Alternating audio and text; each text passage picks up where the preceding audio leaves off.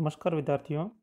आज हम BSc part third के बॉटनी पेपर थर्ड के अंतर्गत जैव प्रौद्योगिकी की परिभाषा एवं उसके इतिहास के बारे में अध्ययन करेंगे।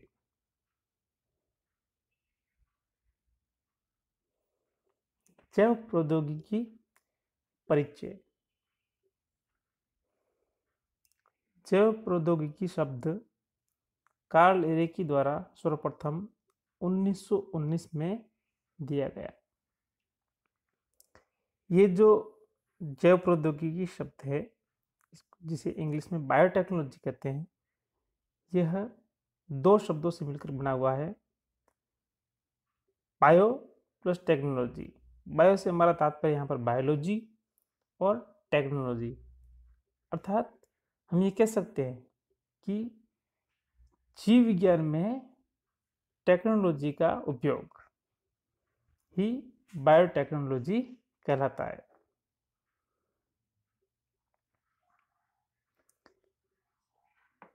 अब हम अगर सही संदर्भ में देखें तो नई तकनीकों की खोज के साथ साथ जीव विज्ञान के मौलिक और व्यवहारिक विकास में बढ़ोतरी व अन्य शाखाओं जैसे माइक्रोबायोलॉजी, बायोकेमिस्ट्री, जेनेटिक्स व मॉलिक्यूलर बायोलॉजी आदि का डेवलपमेंट हुआ।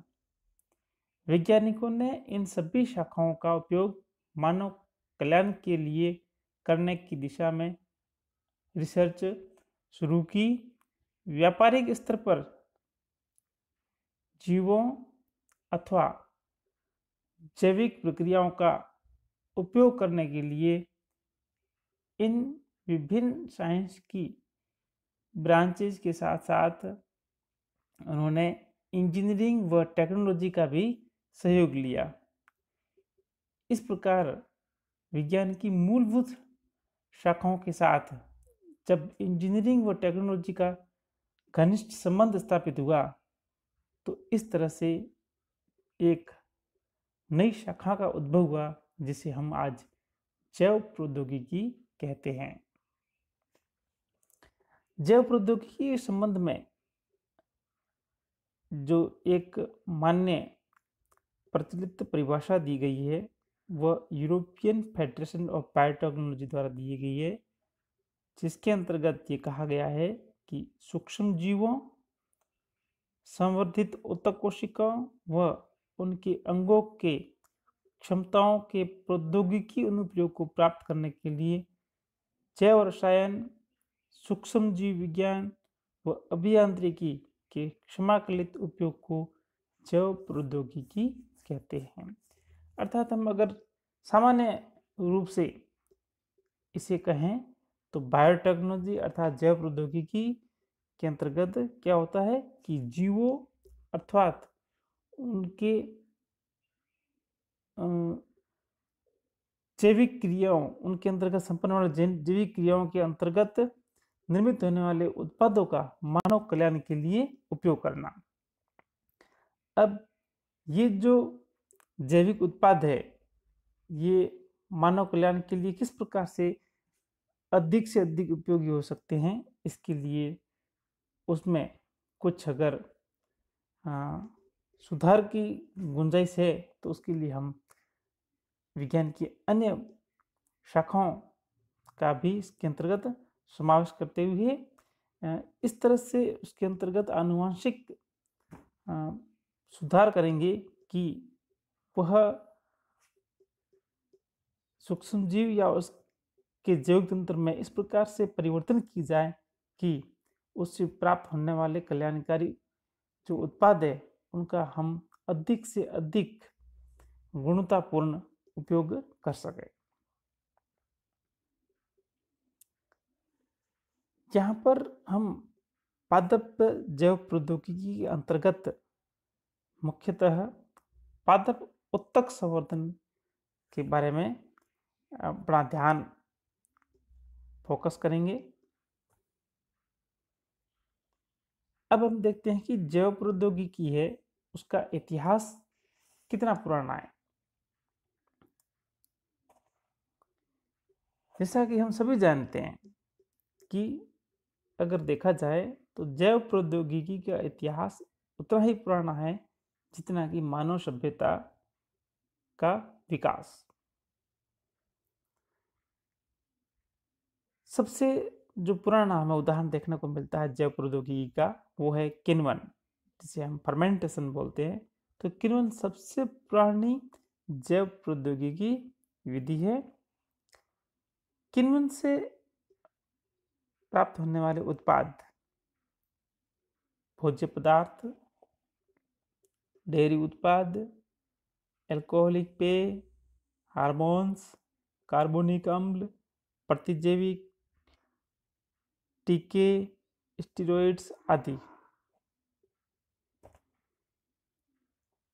इसी के साथ साथ जैव प्रौद्योगिकी क्षेत्र की जो प्रमुख महत्वपूर्ण घटनाएं हैं उनके बारे में हम अपना एक सरसरी निगाहों से उनको देखते हैं।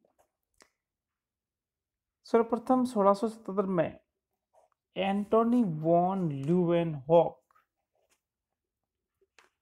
ने सर्वप्रथम है जो 50 से 300 आवर्धन क्षमता वाले सरल माइक्रोस्कोप का निर्माण किया,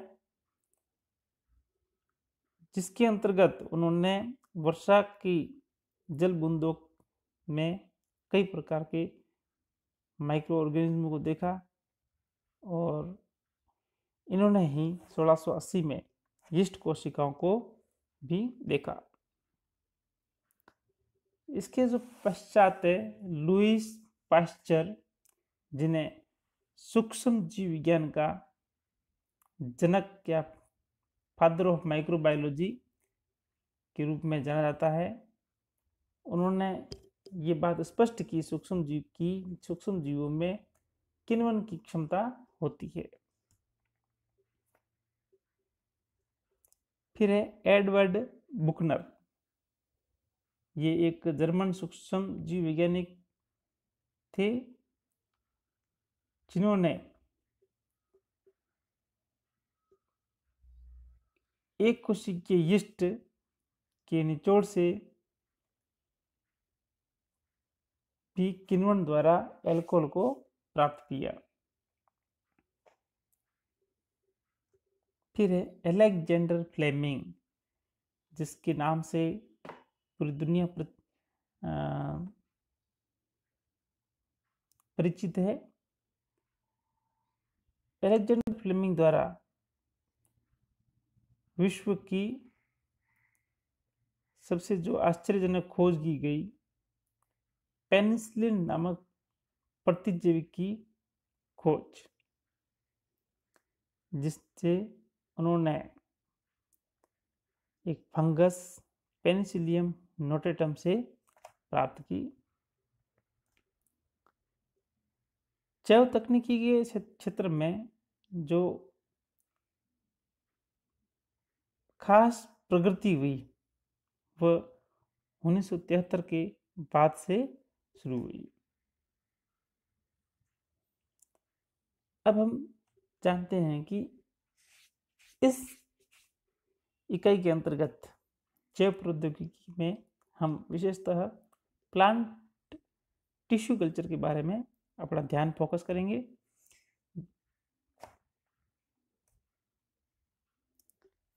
प्लांट टिश्यू कल्चर की हम जब बात करते हैं, अर्थात पादपों के ऊतकों का कृत्रिम माध्यम में संवर्धन अर्थात ग्रोथ करवाना। तो पादप ऊतक संवर्धन की जब हम बात करते हैं तो इसका जो मुख्य आधार या जो फंडामेंटल जो थीम है वो है कि कोशिकाओं की पूर्ण सतता की क्षमता, अर्थात हम ऐसे कह सकते हैं कि जो पादप कोशिका हैं उनके अंदर जो पूर्ण सतता की क्षमता पाई जाती है वही पादप ऊतक संवर्धन का मुख्य आधार है। कि पादप कोशिकाएं पूर्ण शक्त होती है, अर्थात एक सिंगल कोशिका एक संपूर्ण पादप का निर्माण कर सकती है। इसी क्षमता को कोशिका की पूर्ण शक्तता करते हैं और ये जो कंसेप्ट है ये सबसे पहले हेबरलैंड ने 1902 में दिया था, इसलिए हेबरलैंड को उत्तक संवर्धन का जनक माना जाता है। हेनिंग ने 1904 में क्रूसीफर्स के भ्रूणों को संवर्धन माध्यम पर ग्रोथ करवाकर उनसे है जो मैच्योर एम्ब्रियो प्राप्त किए गए। कोटे एवं रोबिन्स द्वारा पादप जड़ों के शीर्ष भाग को पात्र संवर्धन प्रक्रिया में सफलतापूर्वक संवर्धन किया गया।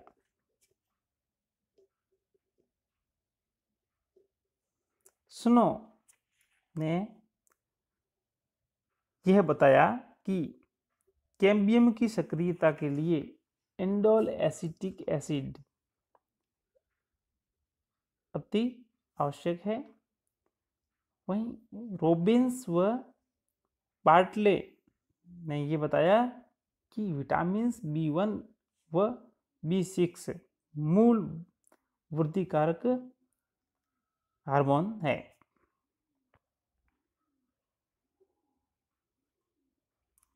स्कूग व स्यूई ने बताया कि तंबाकू के उत्तक संवर्धन के समय एडिनिन क्षार कोशिका विभाजन व कलिकाओं की बढ़ने की क्रिया को इंडोल एसिटिक एसिड की उपस्थिति में भी प्रेरित करता है। इससे उत्तकों की वृद्धि हेतु न्यूक्लिक अम्लों की आवश्यकता का पता लगा।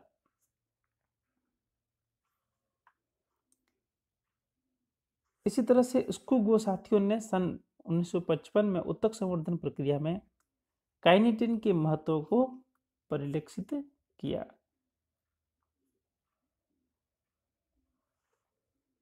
स्टीवर्ड और साथियों ने अपने प्रयोगों द्वारा यह सिद्ध किया कि गाजर एवं आलू के उत्तकों के सफलतम संवर्धन के लिए नारियल का तरल भ्रूणपोष अति महत्वपूर्ण है। मोरेल द्वारा सर्वप्रथम एक बीजपत्रियों के उत्तक संवर्धन में सफलता हासिल की गई। यानी कहने का मतलब है अभी तक जो भी कार्य हो रहा था पादप उत्तक संवर्धन के क्षेत्र में वो द्विबीजपत्रियों से संबंधित रहा, लेकिन मोरेल ने सबसे पहले है जो एक बीजपत्रियों के उत्तक संवर्धन में सफलता हासिल की। म्यूर ने गेंदे व तंबाकू की पृथक एकल कोशिका से उत्तक संवर्धन द्वारा एकल पादप प्राप्त किया है। यानी जो अपन टोटिपोटेंसी की बात कर रहे थे उसी क्रम में सबसे पहले एक सिर्फ एकल कोशिका से उत्तक संवर्धन द्वारा एकल पादप जो प्राप्त किया गया वो म्यूर द्वारा किया गया। माहेश्वरी व रंगास्वामी ने सिट्रस अंडप के बीजांडकाय से प्राप्त कई भ्रूणों का पात्रे पुनर्जनन करवाया। रेनल्ट व स्टीवर्ड ने गाजर के उत्तक संवर्धन के तहत कई भ्रूणोद्भव की खोज की। अर्थात कि रेनल्ट व स्टीवर्ड ने 1959 के अंदर जो अपने प्रयोग किए उन्होंने गाजर की जो मूल की डिटेक्ट फ्लोएम की जो कोशिकाएं थी उनको लेकर के उन्होंने पात्रे संवर्धन करवाया, जिसके फलस्वरूप उनसे निर्मित निलंबन संवर्धन के फलस्वरूप निर्मित कोशिकाएं है जो भ्रूण जो निर्मित हुए वो है जो कायिक भ्रूण थे। और इस प्रकार से जब कायिक कोशिकाएं के जब किसी भ्रूण का निर्माण करती है तो हम इसे है जो कायिक भ्रूणोद्भव कहते हैं। तो पादपों के अंदर कायिक भ्रूणोद्भव की जो खोज हुई वो सबसे पहले रेनल्ट व स्टीवर्ड ने इसके बारे में बताया।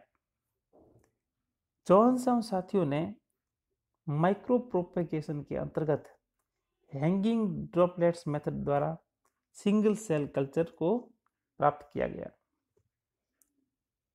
कोकिंग ने एंजाइम अवकर्षण विधि द्वारा जीव द्रव्य प्राप्त किए। जैसा कि हम जानते हैं कि पादप कोशिका के अंतर्गत कोशिका झिल्ली के बाहर की ओर कोशिका भित्ति पाई जाती है। इसलिए कोशिका भित्ति को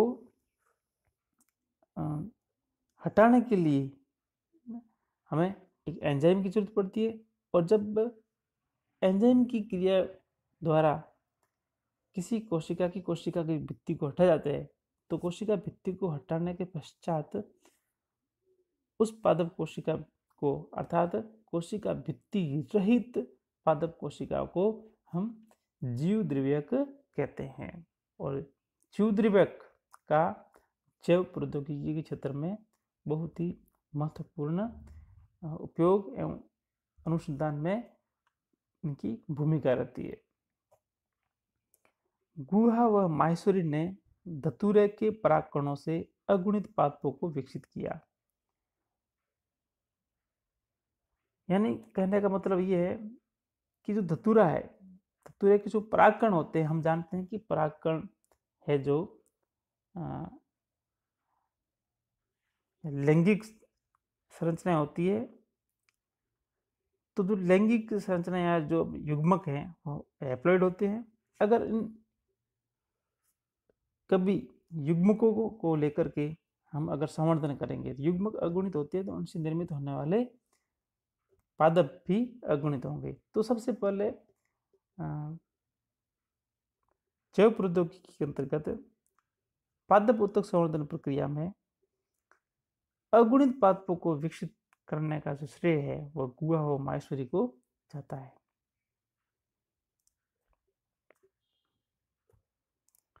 पॉवर और साथियों ने जीव द्रव्यों के संलयन में सफलता हासिल की। जैसे हम जानते हैं कि पादप कोशिका भित्ति रहित कोशिका को जीव द्रव्य कहते हैं, और इस प्रकार से कई जीव, एक या दो से अधिक जीव द्रव्यों को अगर आपस में जोड़ना है तो जोड़ने की इस क्रिया को जीव द्रव्यक संलयन कहते हैं, जो कि इन वैज्ञानिकों द्वारा सबसे पहले इस क्रिया में सफलता हासिल की गई। केली व स्मिथ ने रेस्ट्रिक्शन एंडोन्यूक्लियेज एंजाइम की खोज की, तो इसे सेकंड नाम दिया। रेस्ट्रिक्शन एंडोन्यूक्लियेज एंजाइम, जिसे हम प्रतिबंधित एंडोन्यूक्लियेज एंजाइम भी कहते हैं, जैव प्रौद्योगिकी के क्षेत्र में इन प्रतिबंधित एंजाइम्स की खोज एक मील का पत्थर साबित हुई, क्योंकि ये एंजाइम है जो डीएनए पुनर्योगज तकनीक का मुख्य आधार है। इसके द्वारा किसी भी प्रकार के जीव के जीनोम के अंतर्गत कोई सुधार या फिर अपन कह सकते हैं कोई आनुवंशिक अपन चेंजेस लाना चाहते हैं, उसके अंदर कोई जीन सीक्वेंस हटानी है या जीन सीक्वेंस जोड़नी है, तो इन एंजाइम्स का बहुत बड़ा ही महत्वपूर्ण रोल रहता है। कार्लसन व साथियों ने जीव द्रव्य संलयन द्वारा तंबाकू की दो भिन्न जातियों में अंतरजातीय संकरण को संपन्न करवाया। जनरली हम जानते हैं कि जो कोशिकाओं का संलयन होता है एक ही जाति के पादपों की कोशिकाओं के बीच में संपन्न होता है, लेकिन कार्लसन व साथियों ने तंबाकू की दो भिन्न जातियों की जो जीव द्रव्य थे प्रोटोप्लास्ट, उनके बीच में उनको आपस में संलयन करवाया, और जब दो भिन्न जाति के प्रोटोप्लास्ट आपस में जुड़ जाते हैं तो इस प्रकार के संकरण को अंतरजातीय संकरण कहते हैं। जैक्सन एवं साथियों ने सबसे पहले सर्वप्रथम पुनर्योगज डीएनए अणु प्राप्त किया। पुनर्योगज जैसा कि नाम से विकसित है कि दोबारा जुड़ना, यानी दो भिन्न डीएनए अणुओं को आपस में जोड़ना, और इस प्रकार से निर्मित एक नए डीएनए अणु को पुनर्योगज डीएनए अणु कहते हैं, जो कि इन वैज्ञानिकों जैक्सन एवं साथियों द्वारा 1972 में सबसे पहले प्राप्त किया गया। जीनन लारेबैक व साथियों ने 1972 में टीआई प्लाज्मिड की खोज की। प्लाज्मिड से हमारा तात्पर्य है कि जीवाणुओं के अंदर पाई जाने वाली अतिरिक्त आनुवंशिकीय गुणसूत्र संरचना, या फिर ऐसे कह सकते हैं कि extra chromosomal structure found in bacteria. तो जीवाणु का जो मुख्य उनका गुणसूत्र है, उसके अलावा कोई उनके अंतर्गत और अतिरिक्त कोई गुणसूत्र पाया जाता है तो उस गुणसूत्रीय संरचना को हम प्लाज्मिड कहते हैं। और ये जो टीआई प्लाज्मिड से मतलब है कि जो ट्यूमर इंड्यूसिंग प्लाज्मिड है।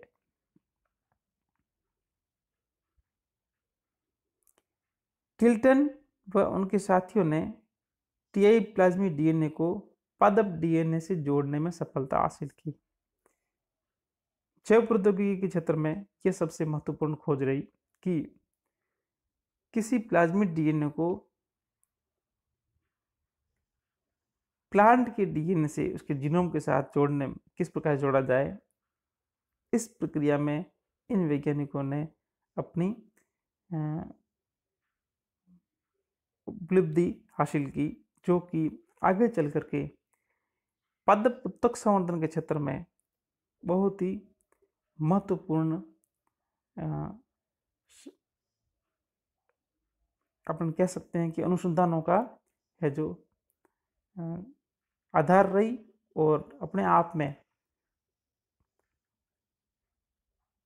आनुवंशिक रूप से संशोधित या फिर ऐसे कह सकते हैं कि ट्रांसजेनिक पादपों के विकास में मील का पत्थर साबित हुई। इसी क्रम में अगर हम देखा जाए तो जैव प्रौद्योगिकी के विकास में जिस तरह से अपन ने बात की कि रेस्ट्रिक्शन एंडोन्यूक्लियस की महत्वपूर्ण भूमिका रही, उसके उसी तरह कैरी मूलिस द्वारा पीसीआर की खोज की गई 1983 में। पीसीआर से हमारा मतलब है पॉलीमरेज चेन रिएक्शन। ये एक प्रकार की ऐसी युक्ति है जिसके अंतर्गत हम वांछित डीएनए की बहुत ही कम समय में असंख्य प्रतियां निर्मित कर सकते हैं। कैरी मूलिस की इसी खोज के लिए उन्हें 1993 में रसायन का नोबेल पुरस्कार दिया गया। इसके अतिरिक्त एक और महत्वपूर्ण जो तकनीक थी जिसका जैव प्रौद्योगिकी में के विकास में बहुत महत्वपूर्ण रोल रहा है, वो है एलेक जेफरीज द्वारा डीएनए फिंगरप्रिंट तकनीक की खोज।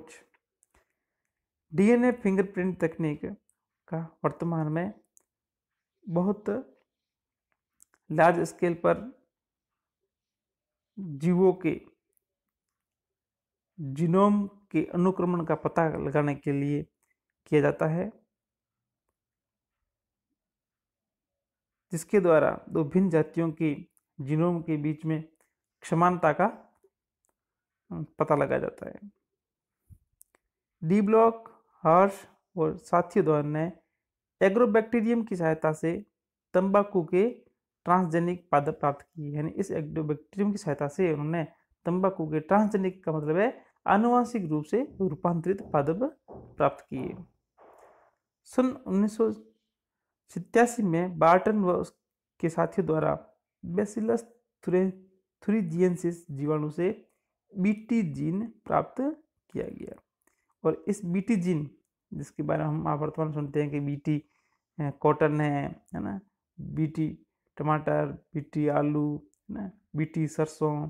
तो ये जो विभिन्न प्रकार के जो बीटी प्रोडक्ट्स है, इस सब है जो इस बैसिलस थुरिजिएंसिस जीवाणु से प्राप्त बीटी जीन को उन प्लांट्स के अंतर्गत डाला गया।